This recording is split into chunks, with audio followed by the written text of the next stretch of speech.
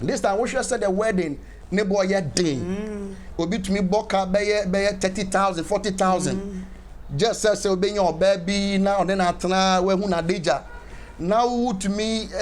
easy say. Oh ye free. Free. We are seeing now obi entu ahwe, obi entu akapre. To say obi or baby be ma bi no abeda spiritual to say or no abeda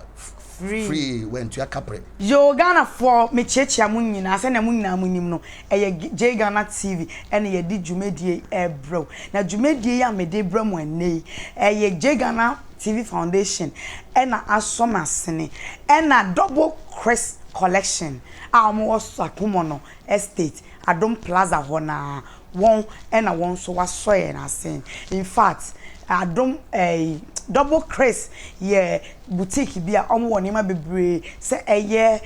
ladies wear men wear say eye office wear wedding be engagement wear be omo obi enti no ofa na ma na egu screen so na wape omo na wafre omo na watumi ene omo adi nkomo omo delivery services nyina na J Ghana TV Foundation so ye boa inyanka ye boa wona woni bie wona wadi dem sebe wona wo sori na wo bedi mpo woni bie mo bohufo ena J Ghana TV Foundation ye boa nenne menya sofo kese bi e wo mi studio ha a sofo ni dinde my prophet Matthew Odifour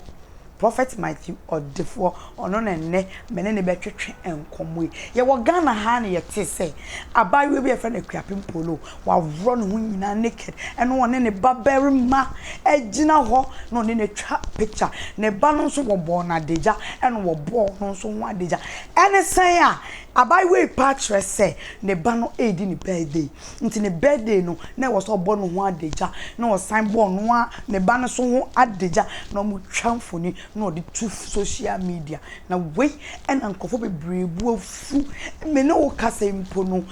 child rights international for e de ne court o ma petition amane say asem we court form friend no mo hwehwem no won twe na so na we asofo bebrebe aba out asofo okun agiman enso ba out celebrities ni bebrebe aba out abe condemn and am atonsa afre prophets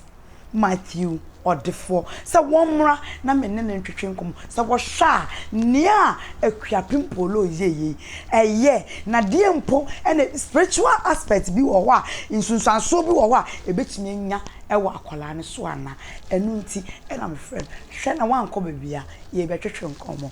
ebusiafo mi chiechia mo modise akire bru akonkonkonko alias atara otafrija na one strike abako pa na make say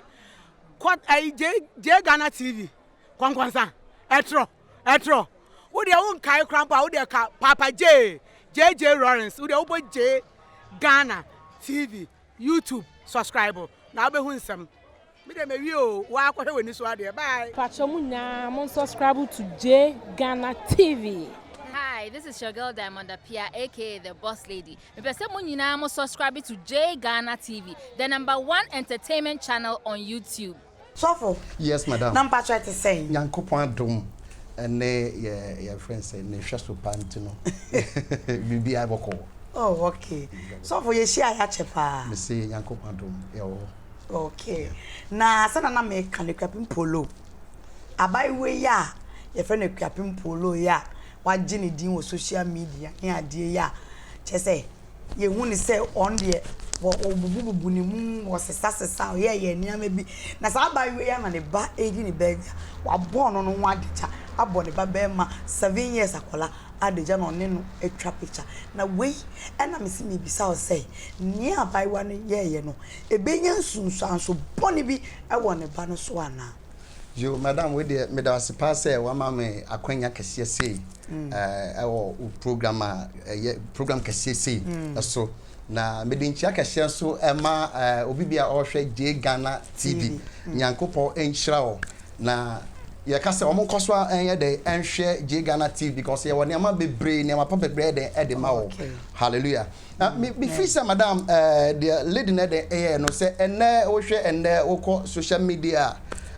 wo hwe eniama ekoso ho na me who say bebre na per se omujidin they want to make a name. Okay. So what I say ba me feel say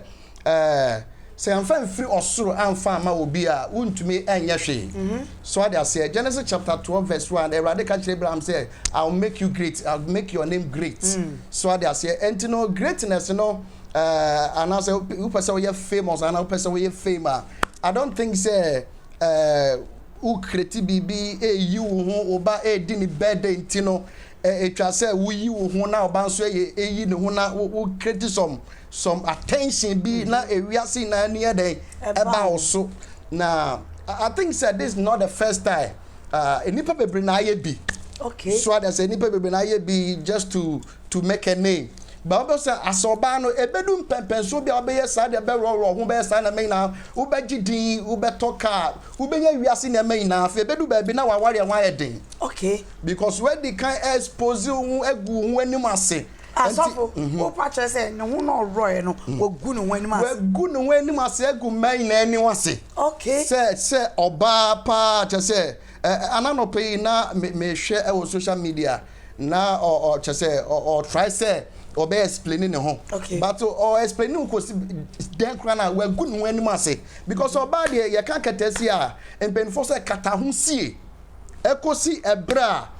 wawa de time be de ebeso na be ma bi baba be hu no aba be ware ansa na watumi ayu wadeja sei e de akere be ma no but so otumi yi wadeja sei e te say na wiase nyina wagu hu anim ase ebusua wo free mu no wodi aningwase akasa abusua no oman na ofiri mu no wodi aningwase akasa oman no ene wankasa no wodi aningwase kase de de agu wankasa ho na akwala no so a wo yes ade ne de ekire no I don't think said this is the first time because for her to be able to come out say or yet naked na o yi ne ba so ay naked na just say na omo show mo no me sure say ade a ekoso. Because Bible says adia ya na ebusu akumemu no ene ba abonten so ada saying I impartation bi na odi ru akwala ni mu so for pastor impartation say impartation me kasa impartation na sa adia na o ye na oyi no na because me tie na no pa na o kire say oni na dware oni na ye bibi asa ne ba enti so mu dware kra na acha se ogina ho ne ade enti ase akola 7 years akola 7 years enti se o yi ne hu acha ne ba no enya na hwe won sara ade enti enti no like ade bi ase o so cdb akola ni mu enti no ebedu ba bi na akola bedu ba bi a ase ono so be transfer se obehu emma ho sa won sara ade enti because ya de atete no wo se kira kwala ne kwan a onfa so na onyini a on free na we ntumi a de enfree ho entiri sa de na ode ahye na ase no ebedu ba bi na kwala keto aso krote we hu oba ho kra na se otena kwan de che se enya de obetumi de atena enti sa de na lady ni ye ne de wanya de kra we gu emma nyina anim ase se ade a yetua nka me ade ba kwa ya na wo emma ho se obi to me boka this time we should say the wedding ne boy ya din obi to me boka be 30,000 40,000 just say obi nya baby na on na atena we hu na deja now to me easy say o ye ni free ma wiase na obi antu ahwe obi antu akapre to say obi a baby a be ma bi no abeda spiritual to say or no abeda free when to akapre. Okay. Wo won say didn't enti wa limited man no we go many mase ade anka wo say ye tua billions na ansa na ye inside the aka no or the actually free enti na so for afutu bem pa e na wo de masa ba iwa we afutu amede be ma ye nua ba ne say I think say enye the right thing to do enye ade papa kra na enye ono nko asompo. But ye say ye catch it we are seeing now maba wani na say even though say baby our free ban we bushim kran po na say bid ni ho sika ni ho na o pay we be to make money o person we popular o person we making name I don't think say in that way. Oh say we fasa kwan so na we create some attention ni pay na any baba ho so abeba so and as I will ye be said the bear because it is like why ya sad na che enya the first time ni just say we sit down that care moon as an answer then all you now starting from somewhere na be do some pempenso no when you bibia the afrimu and until I encouraging all your more. Okay. So I say but say wo nyanko Bible say nyame nsem hye na ma nipa ye dey Odifour and I am fan free or so amfa ma wa che say we ya hwe dey enye ye enti say if you want to make a name and as I say skentina or ya sa dey there I think say this is the time also hwehwe nyanko po and the echira kwan nyame betumi aboa no e ma watumi adie ya eni kwa say oda de ja oyi ne ntoma na say exposing one sana we wajidin ana say wadi nyame betumi ahira no kwan bebre so because to be a woman kwampo a very great opportunity. Okay. Say ya wo na say wo your bar your opportunity ka say cry the edema yo wa fe no wa join ye ya ene ye ni J Ghana TV for ene ye ni Osofo Odifour edi nkomo yi eye Osofo Odifour ene ye ni wa bo modern a na subscribe na mi adom man so ye to aso nti wo pa che say futu a wo de mama afutu ampese de mama ni na say ye din na opese o jinti and oyesa and as skebi na ope enti na oyesa na I think say brasso say ohwehwe nyame akira kwan because nyame na ehira ne nsem hira na ma nipa da Odifour obrejuma yemfa bi nye de enka ho nyame betumi ahira afa kwan bi ahira no a ema no eni kan say wuyi hu ansa na so be exposing one ansa na your friends say when yeska nyame betumi afa kwan bebre so adan ehira no. Okay, onyame betimi afa kwan bebre so ehira Akuapem Poloo enti no ohuna wo yiyi no ene de ebeye o se eye normal ene de ebeye o se efe na mu wadum pempen so a wo choose wo partner no e wona be hu se why a big mistake Osofo yes it is siano we no dey futu se na be ma emani bi obi wo show bi fofora na wa yen we video no ho ni naked obi kwa de nsa hye no ho obi yen ya me bi emfata no de ma be obi so kra to me bonu naked mo twetwa mfoni no de asene be ma afutu be mpa na wo de masama afutu a me de be ma ewiase man nyina Ghana man nyina ne se say scanner mo po say ya ware na mo po say din na mo pese dey omo jiu so ada say bebre na minim lady bi na ye de ne kwa so na ope obi aware wa brochire so ada say kire say otwa oyi ne hu na wa video bibia say machine na wasene ko winim say the box is so de eti opese hu bibia oni Ghana so opese hu bibia ansana wa babe wa lady no o pese o ware men no na wa buti no o pese o hu